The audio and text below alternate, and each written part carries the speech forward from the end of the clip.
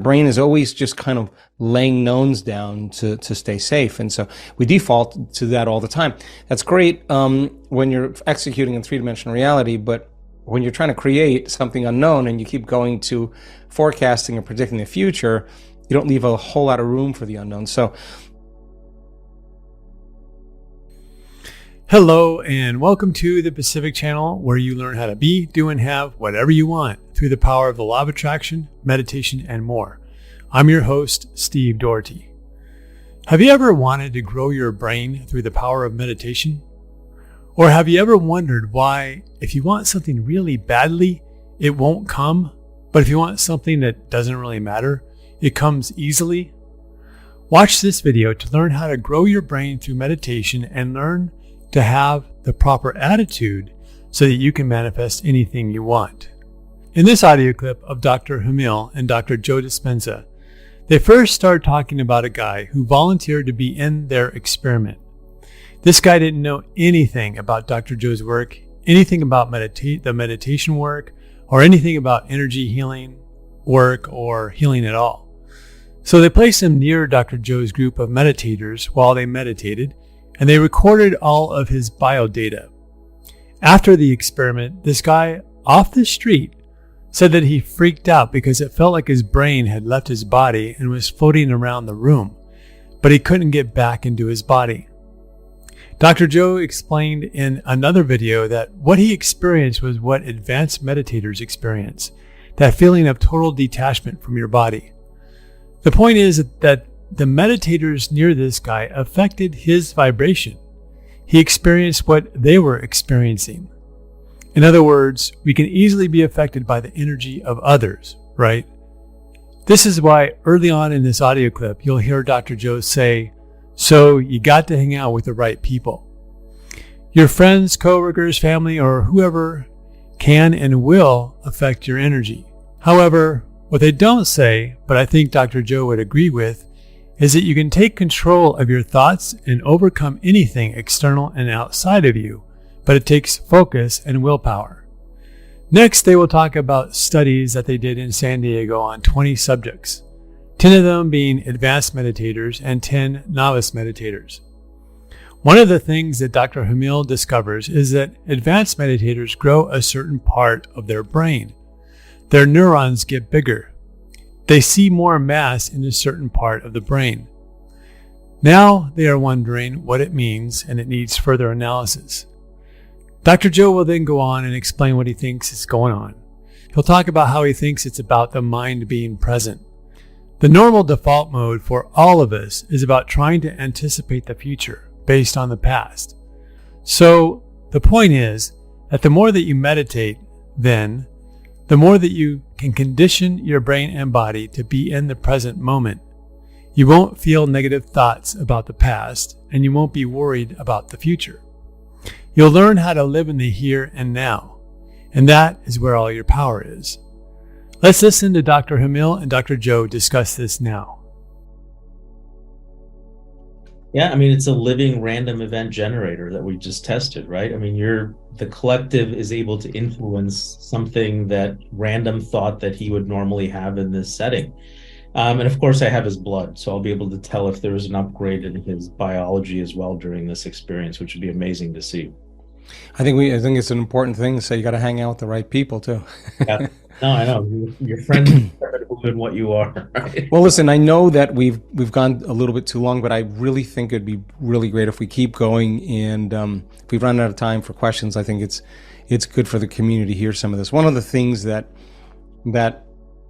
you and I and the rest of the scientific team had an opportunity to be exposed to before the event in Orlando was some of the latest brain science from the fMRI studies that we did in San Diego on 20 subjects, 10 advanced meditators and 10 novice meditators, and we got a very, very explicit explanation of just some of the preliminary data that our neuroscientists discovered, and I just thought maybe we would have a little conversation about that. Yeah, I mean that was, it was opportunistic because we were in San Diego and we had access to this. So we put 20 people in the fMRI one weekend and then the same people the weekend after. One of the things we were really after was what happens during this intensive week where they have these mystical type experiences. And so we also had them do these mystical surveys of things they saw, visions, those sorts of things. Um, the big thing we noticed that I still can't figure out and how it's happening and what this really means is an experienced meditator relative to a novice individual when they come before the week longs, right? So a brain that's never experienced this and the brain that's experienced this at multiple events and continues to meditate on its own grows a certain part of their neurons that get bigger. In the superior parietal lobule, we see more mass. And so it suggests that this practice increases a region of the brain that's involved in the default mode network, this idea of how you behave and what you do and your pattern, right, is there. And a specific region is augmented in these experienced meditators. What that means, who knows? Are we seeing metabolites and exosomes and factors coming out of this region when an experienced meditator elevates their emotional state? That's going to be a future question that we're going to ask. That's going to be amazing. Well, let me just jump in there real quick, Hemel, just really quickly. First of all, many of us have been, many of us heard that you don't really grow neurons in your brain. Like that's just, you're born with a certain number of neurons. You drink too much tequila, and they go away, and you can make more connections, but the growth, maybe you could find it in the hippocampus or certain areas. And now there's been some studies done in meditation that shows that there's cortical thickening in certain areas, but the gray matter changes take place in 60 to 90 days, right? And so here we're doing an fMRI before the event, and 7 days later we're looking at the fMRI at the end of 7 days, and you just see this kind of just this sprouting of volume that's taking place in that particular area of the brain that's responsible for, in my mind, being present. And the default mode is just kind of when you always try to anticipate the future based on the past, so we do that all the time where we just kind of go, okay, what's going to happen next? How long is he going to talk? When's this going to end? What am I going to do? How long is this going to go? We do that, or I got to go here, I got to go there. What am I doing at 5 o'clock? I have to go watch this later tonight. Your brain is always just kind of laying knowns down to stay safe. And so we default to that all the time. That's great when you're executing in three-dimensional reality, but when you're trying to create something unknown and you keep going to forecasting and predicting the future, you don't leave a whole lot of room for the unknown. So it's almost like a muscle. Our ability to catch ourselves from defaulting and going to that future, and I say this all the time, and bringing it back to the present moment, that is the victory. You can't say, I can't meditate. You're saying, I'm learning how to get present. And every one of those times you do that actually shows that there is a restructuring that's taking place in the brain, building the muscle to relax more into the present moment. Now, this is, I can't say that it's conjecture right at this point, but we do see, which I also thought was, maybe you were going to say this, but we see this kind of correlation of what happens. Were you going to talk about 10 minutes before the meditation? Yeah, I mean, it looks like people are doing this with their eyes open, right? I mean, this was the crazy part of this, is that when in the resting state, we see some of these changes happen, and this default mode network essentially disintegrates. And when Alex was sort of pushed to say, well, what the question that we always ask, so what does this look like, right? How is this similar to whatever you've looked at?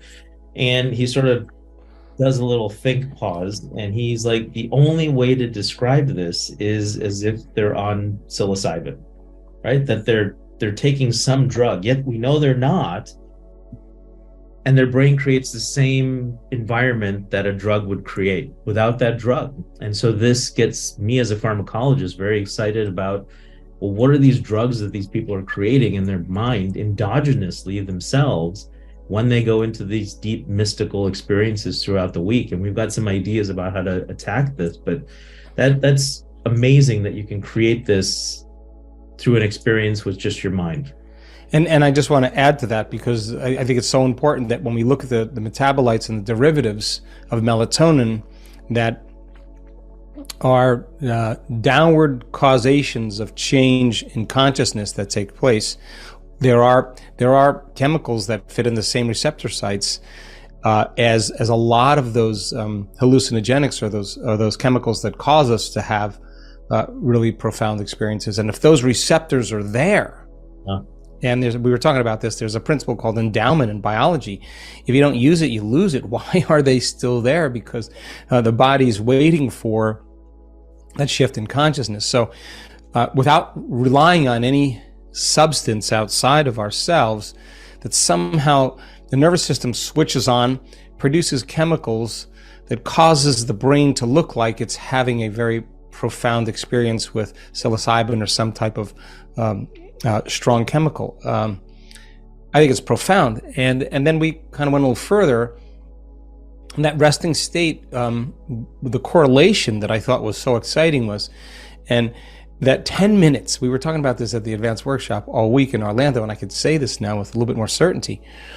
When you don't expect anything to happen, like if your default mode is switched off 10 minutes before the meditation, and you're not going to say, oh, I really want this mystical experience, I really want this healing, I want to try it, that should be all taken care of beforehand. If you're just pausing and you're present and you're just going to follow the instructions, then you make it more about the breath.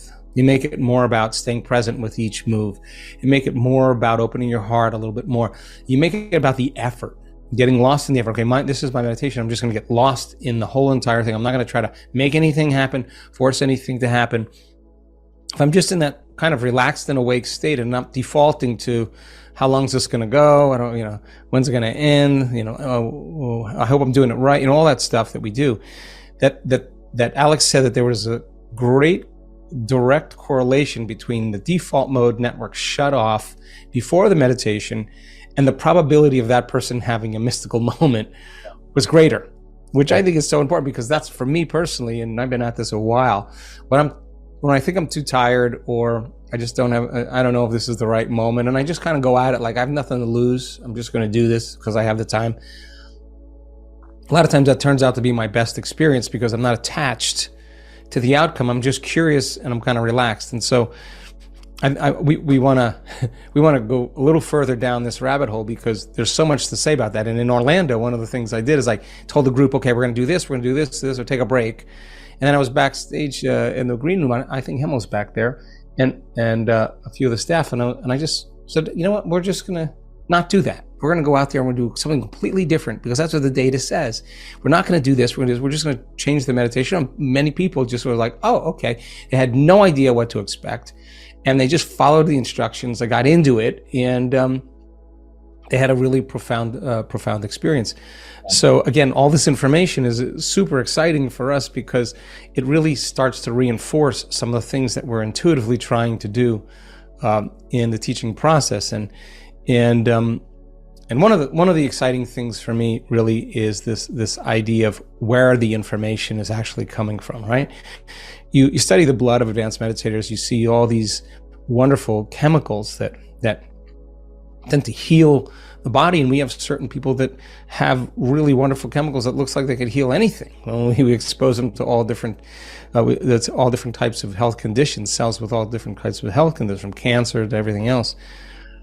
The question, of course, is where is that information coming from? I mean, information that you take in a pill is chemical information that's instructing the body and selecting certain pathways. But this information that we're capturing in the blood is not coming because the person is taking anything. They're not intermittent fasting. They're not changing their diet in any way. But the information is readily available as a result of their shift in consciousness. And, it begs the question, it must be coming from within us on some level, or better yet, where is it coming from? Because it's not coming from the environment. And it must suggest that the nervous system does make its own pharmacy of chemicals. And again, that's something that we're really excited about exploring. So what Dr. Joe said here is that your subconscious mind is always trying to stay safe.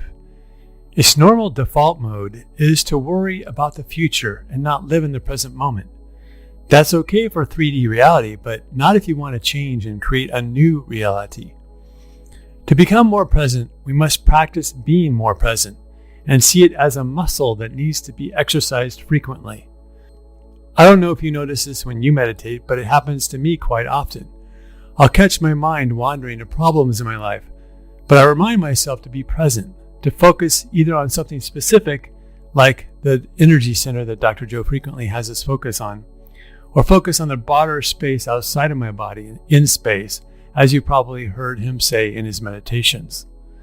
The point is that our goal as meditators is to get our minds to be more present in the here and now, and that not just while meditating, but also while awake. That's key.